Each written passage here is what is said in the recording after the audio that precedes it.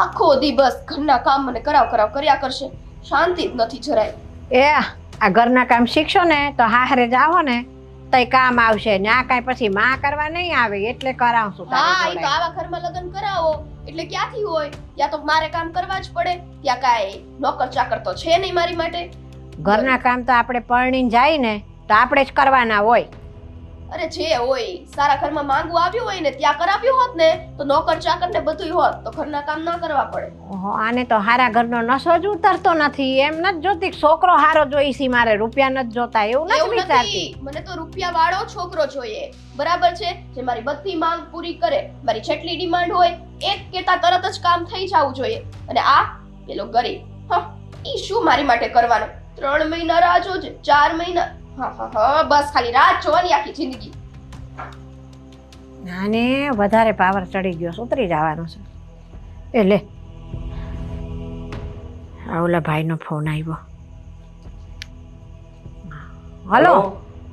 હા હલો ભાઈ. જય શ્રી કૃષ્ણ માસી. એ જય શ્રી કૃષ્ણ, જય શ્રી કૃષ્ણ. હવે એક માગું આવ્યું છે. હવે છોકરો બહુ સારો છે હા હા. અને મારો ભાઈ જ થાય છે મારા સંબંધીમાં.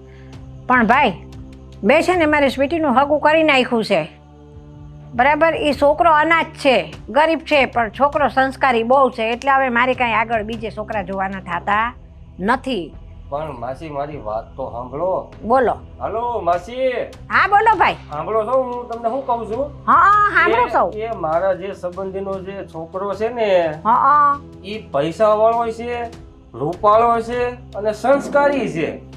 એ ભાઈ એ ભલે પૈસા વાળો રહ્યો, રૂપાળો રહ્યો, પણ મેં જે આ છોકરો જોયો છે ને એ મારે ફાઇનલ છે. હવે મારે ક્યાંય બીજે નક્કી કરવાનું થતું નથી, આ નક્કી થઈ ગયું છે. પણ માસી મારી વાત તો સાંભળો. છોકરો કમાય છે બહુ જાજુ, મહિને 3 થી 4 લાખની તો આવક છે ખાલી એની. એ ભાઈ એકલા છે ને રૂપિયાથી કાંઈ છે ને તે પેટ નથી ભરાતા. સામે છોકરો મારે જોવો પડે કે મારી છોકરીને કેવું સાચવશે, એને કેટલો પ્રેમ કરશે, એ હંધુય જોવું પડે.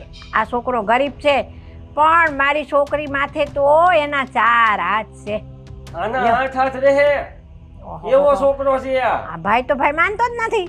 બહુ નપ્યો, ગમે એમ કે હગાઈ કરો જ કરો, કરો જ કરો. મારા દૂરના ભાઈ આરે રૂપિયા વાળો છે. એ ભાઈ એકવાર કીધું ને મારી છોકરીની હગાઈ થઈ ગઈ છે.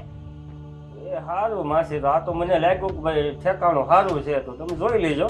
એ તો- હારું માસી, જય શ્રી કૃષ્ણ. તો બીજું હું એ હા હો મોકું સૌ. બસ બુદ્ધિ વગરનું કામ કરીને બેઠી ગયા. સ્પીકર કર્યું ને આ કર્યું ને તે કર્યું ને અક્કલ નથી તમારામાં. આ આટલો સારો છોકરો છે, આટલું સરસ માંગવું છે, લાત મારીને ઠુકરાવી દીધું. અક્કલ તો બધી તારે જ છે, અમારે તો ક્યાં એમની ભડા થઈ ગયા. તડકામાં વાળ ધોળા કર્યા કા. એમ જ કર્યા લાગે છે, કેમ કે છે ને પોતાની છોકરીના હિત માટે શું સારું છે શું નહીં એ તમને નહીં સમજાય. એ અમને જ ખબર પડે છે હંધી. એ હા તો રાખો અને આલ્યો આ સાડીઓ વાળજો તમે, મારે કાંઈ કામ કરવા નથી થતા. તું કામ ન કરે તો કાંઈ વાંધો નહીં, મારા કાંઈ હાથ પગ ભાંગી નથી ગયા.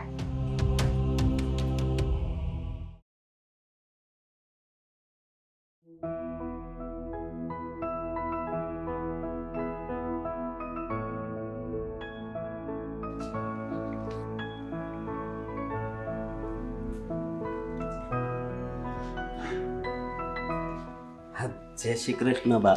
એ જય શ્રી કૃષ્ણ અશોક કુમાર. આવો આવો. હા સ્વીટી ક્યાં છે? કા હા આજે એનો જન્મદિવસ છે ને. હે હા સ્વીટીનો આજે જન્મદિવસ છે, એ તમને યાદ જબરો રહી ગયો.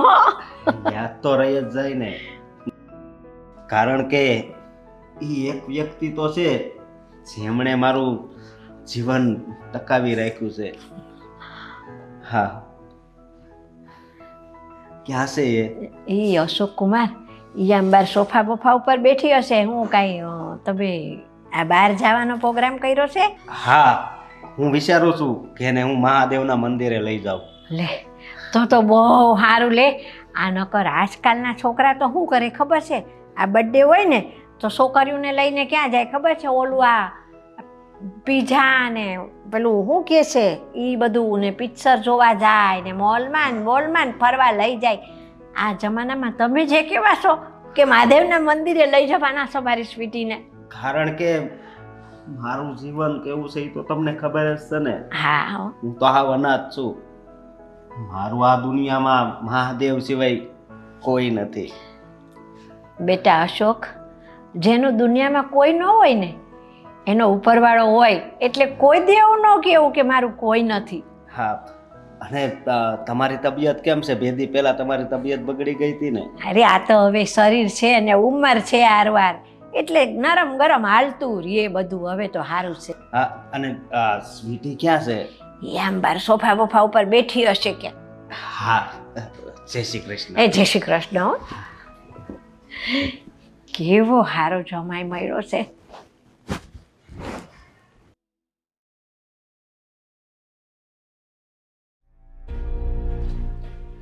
Thank you. પ્લાન? ના રે ના, મેં કાંઈ બર્થડેનો પ્લાન કર્યો નથી. ના ના સ્વીટી, અહીંયા સ્વીટી, એક જ મિનિટ, હા એક જ મિનિટ. તમે જોવો છો કે મારી વાત શરૂ છે તો પછી 2 મિનિટ રાહ નથી જોઈ શકતા? હું કાંઈ ટપકી તો નથી જવાની થોડી વારમાં? આવું ના બોલતું. કીધું ને 2 મિનિટ. અરે ના કોઈ નહીં, એ તો એમ જ. કાંઈ નહીં, સારું ચાલ ને, કંઈક પ્લાન કરીએ. હું તને કોલ કરું પછી. હા બાય. હા thank you thank you. Sweety, બોલો. Happy birthday. Thank you. હા, અને તું આંખો બંધ કરતો. કેમ? હા, હું તારી માટે ગિફ્ટ લાવ્યો છું. હા, તને બહુ જ ગમશે. મારે આંખો બાખો બંધ નથી કરવી. લાવો એમને આપી દો. બંધ કરને. હા ચલો. હા, હવે ખોલ.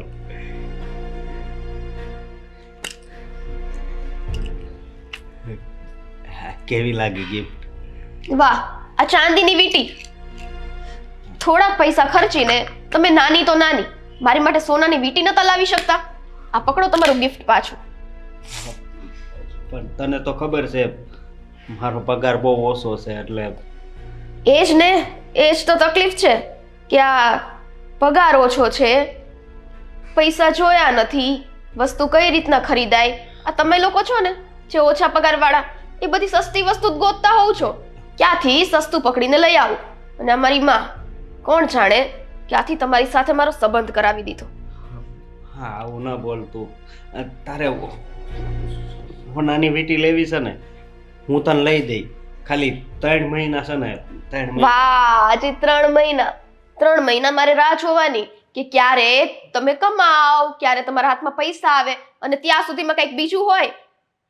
બીજું મતલબ કંઈક બીજું કામ હોય, કે આ હોસ્પિટલ આવી ગયું હોય, કે માથે લેણા તમે કર્યા હોય તો એ ભરવાના. એટલે મારા ભાગમાં તો 1 ફૂટી કોળી ના આવે. હું તને હું કહું છું, આ રાખ ને. હું તને કેટલું પ્રેમથી આપું છું, અને આ આપણા પ્રેમની નિશાની છે એમ સમજજે. હા, કેમ આ બધી અંદર ઘૂઘરીઓ આવી રીતના છે? એ અલગ અલગ પ્રેમની નિશાની છે. હે? હા, એવું જ છે ને. કીધું એકવાર તમારું ગિફ્ટ તમે પકડો. મારે છે ને અમસ્તાઈ તમારી પાસે એવા એકય ગિફ્ટની ઉમ્મીદ નથી, તો પછી શું કામ આવું લઈને આવો છો? કઈ નહીં, અત્યારે હાલ આપણે આ મહાદેવના દર્શને જવું છે. વાહ, મારા બર્થડેના દિવસે તમે મને મહાદેવના દર્શન કરવા લઈ જશો? હા, હું અત્યારે આવ્યો ને ત્યારે અત્યારે કહીને આવ્યો છું મહાદેવને કે હમણાં છે ને, હમણાં હું સ્વીટીને લઈને આવું છું. હાલ જાવ એકલા અને દર્શન કરો. મારે બીજા ઘણાય કામ છે. મારી ફ્રેન્ડ્સે મારી માટે પાર્ટી ઓર્ગેનાઇઝ કરી છે, તો મારે ત્યાં જવાનું છે. આ તમારી સાથે આવવાનો મારી પાસે જરાય ટાઈમ નથી. પણ તું ખાલી દર્શન કરીને વહી આવજે ને, બસ તું જાજે બસ. અરે પણ તમે જાઓ ને, તમે એકલા જશો તો એમાં શું ફરક પડશે? અને મસ્તાઈ હું તમારી સાથે ત્યાં આવું એમ? જરાક તમે પોતાને જોવો અને પછી વિચારજો કે આવી શકાય કે ના આવી શકાય. અરે પણ તને કીધું ને જાઓ. હાલ ને. Hello, thank you. શું? અરે વાહ, ઈ હોટલમાં? ઓહ ગોડ, મને ખબર જ હતી કે મારી માટે સારી એવી પાર્ટીનું આયોજન તમે કરશો. સારું, હા મળીએ. બાય.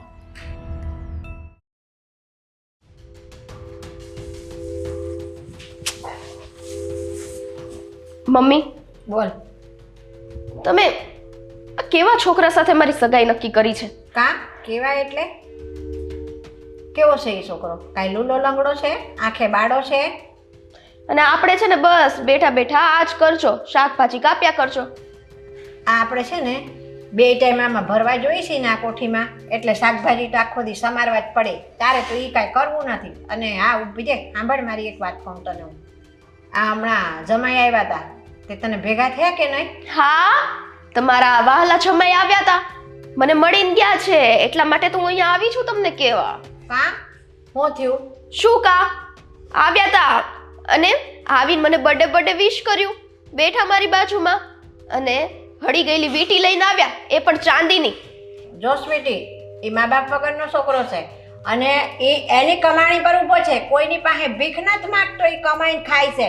અને એની જેટલી હેસિયત હતી ને એટલું તારી હાટું લઈને આવ્યો છે. માણા પ્રેમથી છે ને આ તો ચાંદીની લાવ્યો, પણ ખોટું હોતાને લઈને આવે ને તો એને સ્વીકારી લેવું જોઈએ. બસ હોને મમ્મી, બસ. આ તો બધું આપણે બોલાય, બાકી તમારે એટલું સમજવું જોઈએ કે આટલો જે ગરીબ છે તેવા ઘરમાં તમારે મને દેવાની શું જરૂર છે? અરે મારી માટે તો સારા હજી માંગા આવશે અને અમીર બાપની ઓલાદ સાથે જ હું લગ્ન કરીશ. આવા ભિખારી સાથે મને પરણાઈ દેવાનો તમારો શોખ પૂરો નહીં થાય. જો સ્વીટી, તું બહુ વધારે પડતું બોલી રહી છો. તને કહી દઉં, તું રૂપિયા કરી રહી છો ને, તે રૂપિયાવાળો હશે ને એની પાસે રૂપિયા તો હશે, તારા બધા મોજ શોખ પૂરા થાય, પણ એ તને પ્રેમ નહીં કરે તો હું કરીશ? અને આ ખરું ને, ગરીબ ભલે રહ્યો પણ 100 ટચનું હોનું છે. તને કેટલો પ્રેમ કરે છે એ જે હોય ઈ. અત્યારે વાત એ જ છે કે તમે મને આ ભિખારી જોડે પરણાવવાનું નક્કી કરો છો, પણ મમ્મી મારી વાત સાંભળી લ્યો, મારે આની સાથે કોઈ સગાઈ બગાઈ નથી રાખવી, મારે તો આ સગાઈ તોડવી છે. જો સ્વીટી, તું આ હગાઈ તોડી રહી છો ને, પણ યાદ રાખજે કે તને પસ્તાવાનો વારો ન આવે એક દી. એ કાંઈ વાંધો નહીં હોને મમ્મી, પણ આ મારો ફાઇનલ નિર્ણય છે, કારણ કે મને જેવો છોકરો જોઈએ એવા એક ગુણ એનામાં નથી.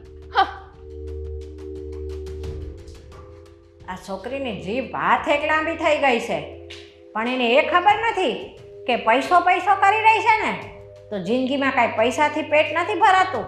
માણસની લાગણીઓ છે ને એ બહુ મોટી વસ્તુ છે, પણ અશોકની લાગણીને આ છોકરી નથી સમજી શકતી. એની આંખે પૈસાના પાટા બાંધ્યા છે. જે દી પાટા ઉઘડી જાય ને તે દી આને બહુ પસ્તાવાનો વારો આવવાનો છે.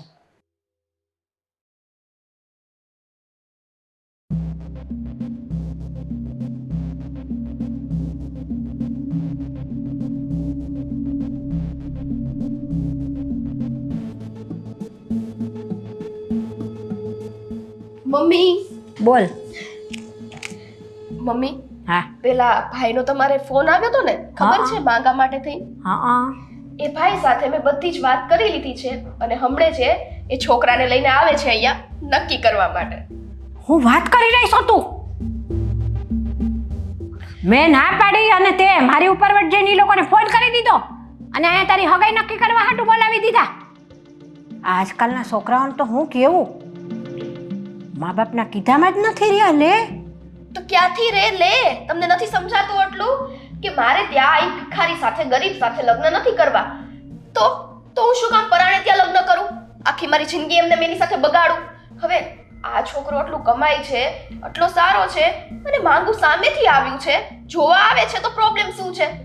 અય છોકરી, પૈસા કરમાં તું, તને કહી દઉં છું, આ પૈસા તો છે ને હાથનો મેલ છે, એ આજે છે અને કાલે નથી. અને જો અશોક ભલે ગરીબ છે, ઓછું કમાય છે, પણ એના નસીબમાં હશે ને તો એ કાલે 1,00,000-2 લાખ કમાવા માંડશે મહિનાના.